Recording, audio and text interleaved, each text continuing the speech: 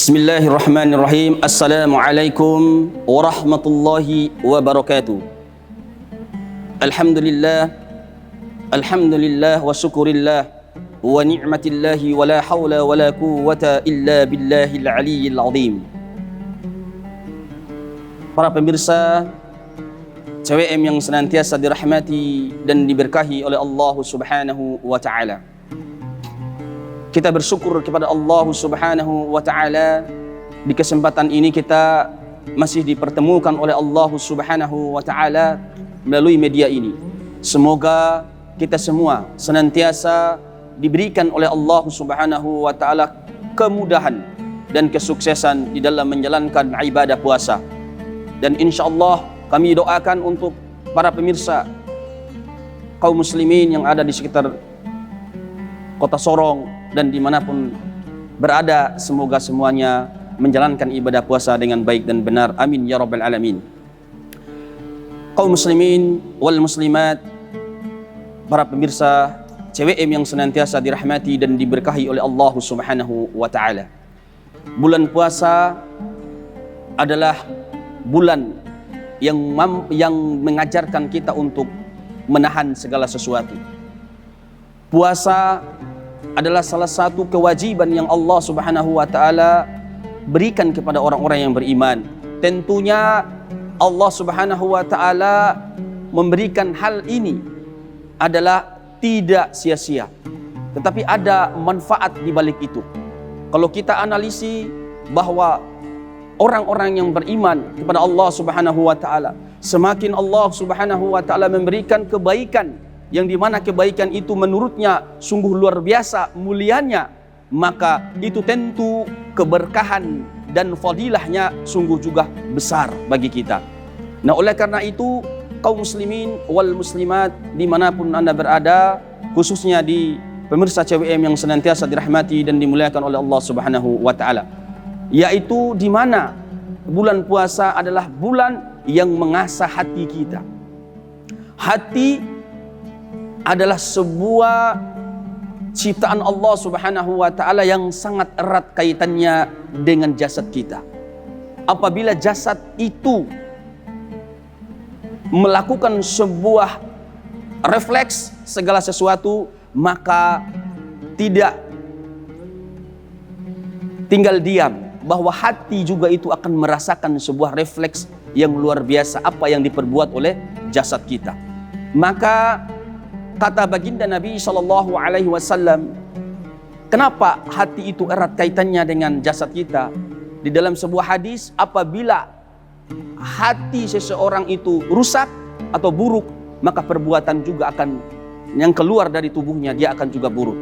Dan apabila hati seseorang itu juga baik, maka yang keluar dari semua jasad seseorang itu juga akan ikut baik.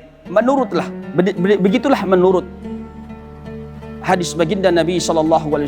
Sehingga para ulama kita, salah satu Al-Hafiz Ibnu Hajar Al-Asqalani, di dalam kitab beliau menjelaskan, wahai kaum muslimin, apabila hati kalian itu sudah kotor, hati kalian itu sudah mati, maka carilah hatimu itu pada 4 tempat.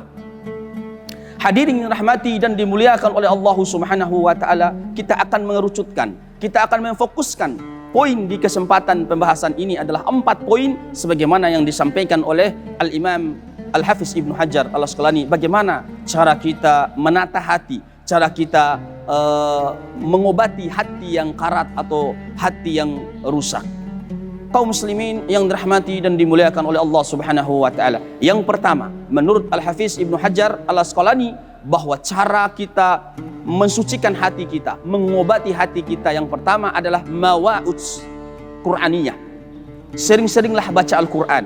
Nah, ini sangat erat kaitannya di bulan ini, bahwa bulan ini adalah bulan yang dimana Allah Subhanahu wa taala turunkan Al-Quran secara keseluruhan, dan nanti secara bertahap-tahap itu sesuaikan dengan kondisi yang ada itu selama 23 tahun. Tetapi perlu kami sampaikan, Al-Quran turun pada tanggal 17 di Ramadan itu secara kesemuanya, dari Lauhul Mahfuz ke Baitul Izzah, dan ke Baitul Izzah sampai ke baginda Nabi itu kurang lebih 22 tahun, 2 bulan, 22 hari. Hadirin rahmati Allah Subhanahu wa taala. Kenapa Al-Qur'an bisa menjadi sebuah obat bagi hati manusia? Allah Subhanahu wa taala berfirman, "Ya ayyuhan nas qad ja'atkum mau'izatun min rabbikum wa shifaa'un lima fis sudur." Maka Allah Subhanahu wa taala datangkan Al-Qur'an sebagai apa? Obat bagi fis sudur. Obat hati manusia. Penyakit hati, kata Al-Imam Ibnu Katsir dan para ahli tafsir yang lain, disebut dengan di ayat itu adalah fis sudur, adalah penyakit hati berupa kemunafikan, berupa kefasikan, berupa kesyirikan-kesyirikan yang dilakukan oleh hamba-hamba Allah yang beriman. Sehingga Allah menegur mereka dengan cara menggunakan ayat ini agar mereka betul-betul mencari hati mereka itu yang kotor kepada selalu membaca Al-Quran. Obati dengan cara membaca Al-Quran dengan rutin agar senantiasa hati itu menjadi tenang. Maka Umar bin Khattab mengatakan, "Lau sahat qulubuna ma sabi'at minal Qur'an." Mereka itu tidak pernah merasa puas terhadap membaca Al-Quran. Mereka itu selalu haus terhadap membaca Al-Quran. Kenapa? Karena hati mereka itu sudah condong kepada Al-Quran. Karena mereka menganggap bahwa Al-Quran itu adalah merupakan mukjizat Allah Subhanahu wa taala yang diberikan kepada Nabi Muhammad untuk umatnya. Maka apabila umat itu membutuhkan segala sesuatu termasuk kegelisahan di dalam hatinya, maka carilah Al-Quran itu sebagai wasilah untuk menenangkan di dalam hati mereka. Yang kedua, ma'asyiral muslimin yang rahmati Allah Subhanahu wa taala, menurut Al-Imam Ibnu Hajar Al-Hafiz Al-Asqalani, bahwa obat hati yang kedua adalah setelah kita mewa'idz Qur'aniyah, qiyamul lail, salat malam, salat tahajud.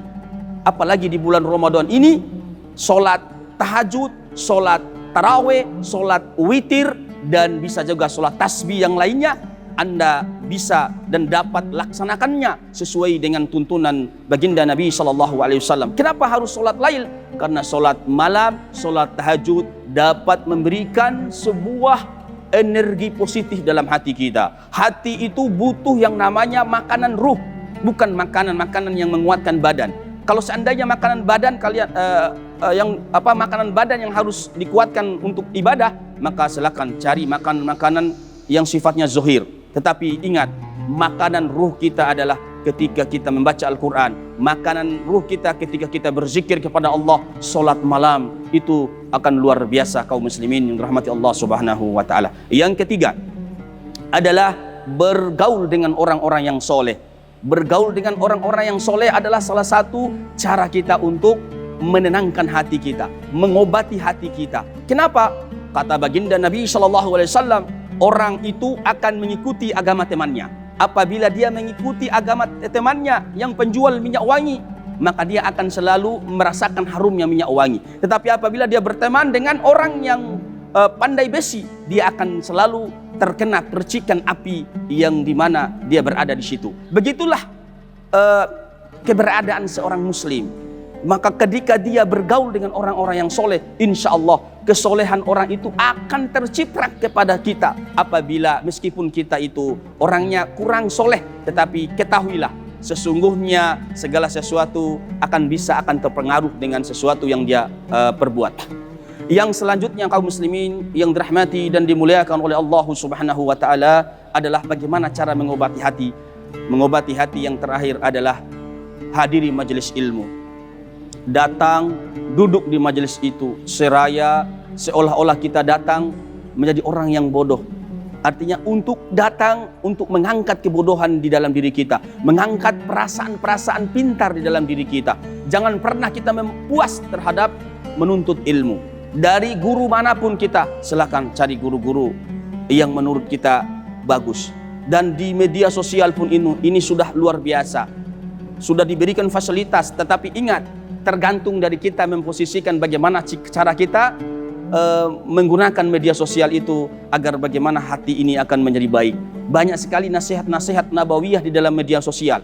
Itu juga kita bisa menjadi sebuah referensi kita untuk mencari, tergantung dari posisi kita. Oleh karena itu, kaum muslimin yang rahmati Allah Subhanahu wa taala, di bulan puasa ini, mari saya mengajak kepada kita semua, kita laksanakan apa-apa yang sudah diajarkan oleh ulama kita untuk membersihkan ruh kita. Kalla bal rona ala qulubihim ma kanu yaksibun. Sekali-kali tidak demikian. Sesungguhnya apa yang mengotori hati kita itu adalah karena perbuatan maksiat yang kita lakukan. Oleh karena itu saya mengajak untuk senantiasa beristighfar kepada Allah, membaca Al-Quran dan banyak-banyak berzikir kepada Allah Subhanahu wa taala dan hadiri majelis ilmu. Mungkin barangkali itu saja yang dapat saya sampaikan, semoga ada manfaatnya. Wabillahi taufiq wal hidayah wal inayah wal ridha. Wassalamu alaikum warahmatullahi wabarakatuh.